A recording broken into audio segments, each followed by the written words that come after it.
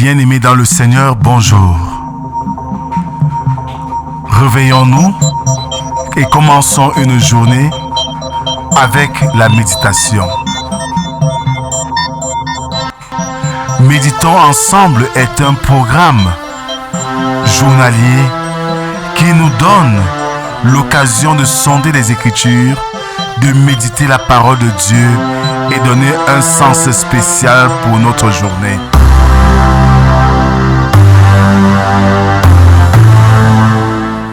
Méditons ensemble est disponible sur les plateformes numériques.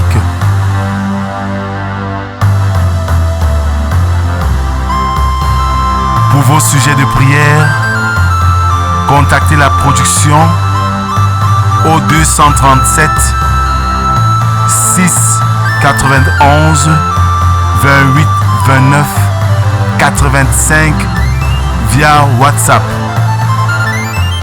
Bien-aimés dans le Seigneur, bonjour. Nous sommes aujourd'hui le lundi 4 novembre 2024. Jacques Amyot déclare ceci. Il vaut mieux être seul qu'en mauvaise et lâche compagnie.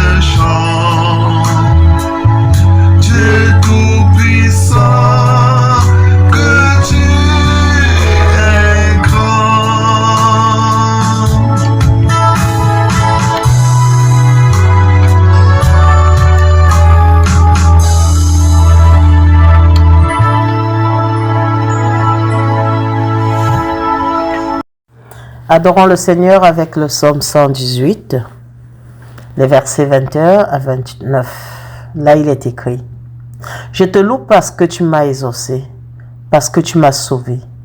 La pierre qu'ont rejetée ceux qui bâtissaient est devenue la principale de l'angle. C'est de l'Éternel que cela est venu. C'est un prodige à nos yeux. C'est ici la journée que l'Éternel a faite. Qu'elle soit pour nous un sujet d'allégresse et de joie. Ô Éternel, accorde le salut. Ô Éternel, donne la prospérité. Béni soit celui qui vient au nom de l'Éternel. Nous vous bénissons de la maison de l'Éternel. L'Éternel est Dieu et il nous éclaire. Attachez la victime avec des liens, amenez-la jusqu'aux cornes de l'autel. Tu es mon Dieu, je te louerai. Mon Dieu, je t'exalterai. Louez l'Éternel, car il est bon, car sa miséricorde durera toujours. Amen. Père éternel, voici un nouveau jour que tu as fait. Tu nous donnes de nous rapprocher de toi, de t'écouter et de méditer ta parole. Viens en ce moment, Seigneur, nous avons besoin de toi. Viens nous instruire par ta parole. Parle, Père, nous t'écoutons. Amen. 2 Corinthiens 6, de verset 11 au chapitre 7, verset 1. Là, il est écrit « Notre bouche s'est ouverte pour vous, Corinthiens. Notre cœur s'est élargi. Vous n'êtes point à l'étroit au-dedans de nous, mais vos entrailles se sont rétrécies. Rendez-nous l'appareil. Je vous parle comme à mes enfants. Élargissez vous aussi. Ne vous mettez pas avec les infidèles sous un joug étranger. Car Quel rapport y a-t-il entre la justice et l'iniquité? Ou qu'y a-t-il de commun entre la lumière et les ténèbres? Quel accord y a-t-il entre Christ et Bélial? Ou quelle part a le fidèle avec l'infidèle? Quel rapport y a-t-il entre le temple de Dieu et les idoles? Car nous sommes le temple de Dieu vivant. Comme Dieu l'a dit, j'habiterai et je marcherai au milieu d'eux, je serai leur Dieu et ils seront mon peuple. C'est pourquoi, sortez du milieu d'eux et séparez-vous, dit le Seigneur. Ne touchez pas à ce qui est impur et je vous accueillerai. Je serai pour vous un père et vous serez pour moi des fils et des filles, dit le Seigneur Tout-Puissant.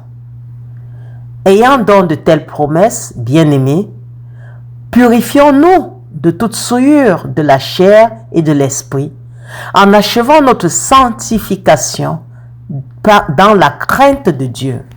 Amen. Achevons notre sanctification dans la crainte de Dieu. Bien-aimés, il est mauvais pour les croyants de se joindre aux méchants et aux profanes. Le mot incrédule s'applique à tout être dépourvu de foi véritable. Les pasteurs engagés avertiront leurs enfants bien-aimés dans l'évangile de ne pas se placer sous un joug étranger. Les effets fatals de la négligence des préceptes des saintes écritures relatifs à ce type d'asservissement apparaissent clairement. Au lieu d'apporter une aide, cette union cache un piège. Ceux qui sont asservis injustement et involontairement peuvent attendre une certaine consolation. Mais quand les croyants s'engagent dans de telles voies, malgré les avertissements explicites de la parole de Dieu, ils doivent s'attendre à subir quelques afflictions. Et la prudence ouvre aussi la porte au dialogue commun. Nous ne devrions pas nous engager dans les amitiés et des connaissances avec de mauvaises personnes et des incrédules. Quoique nous ne puissions pas éviter complètement de les voir ou de les entendre, nous ne devons pas cependant les choisir en tant qu'amis. Nous ne devons pas nous afficher nous-mêmes avec ceux qui pratiquent le péché.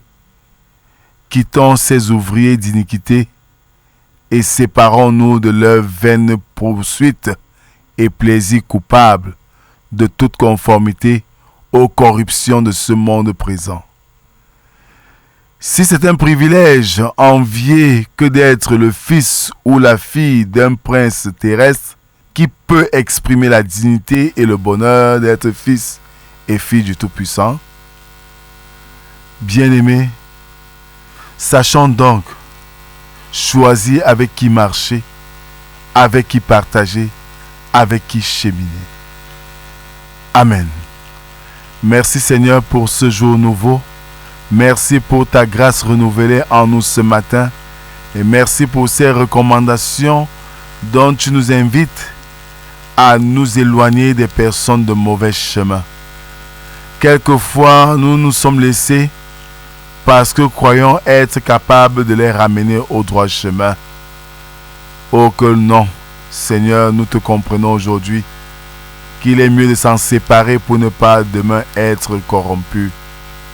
Donne-nous la force de nous détacher de ce type de personnes, de ces personnes iniques, et de rechercher ta face en toutes circonstances. Bénis cette nouvelle semaine qui va commencer. Bénis Seigneur l'œuvre de nos mains. Glorifie-toi dans nos vies. C'est au nom de Jésus-Christ, ton Fils, que nous t'avons ainsi prié.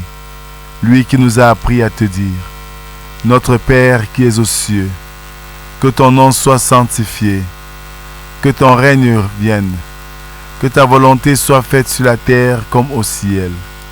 Donne-nous aujourd'hui notre pain de ce jour. Pardonne nos offenses, comme nous pardonnons aussi à ceux qui nous ont offensés. Ne nous soumets pas en tentation, mais délivre-nous du mal, car c'est à toi qu'appartiennent le règne, la puissance et la gloire pour les siècles des siècles. Amen. Frères et sœurs en Christ, nous sommes dans le monde, mais nous ne sommes pas du monde. Soyons donc sélectifs au sujet de nos compagnies pour ne pas nous laisser corrompre par les attitudes et habitudes de ce monde. Que la grâce, la paix et l'amour de Dieu soient et demeurent sur nous, au nom du Père, du Fils et du Saint-Esprit, un seul Dieu éternellement béni. Amen. Excellente journée à tous, bon début de semaine, au nom de Jésus-Christ. Shalom, shalom, shalom.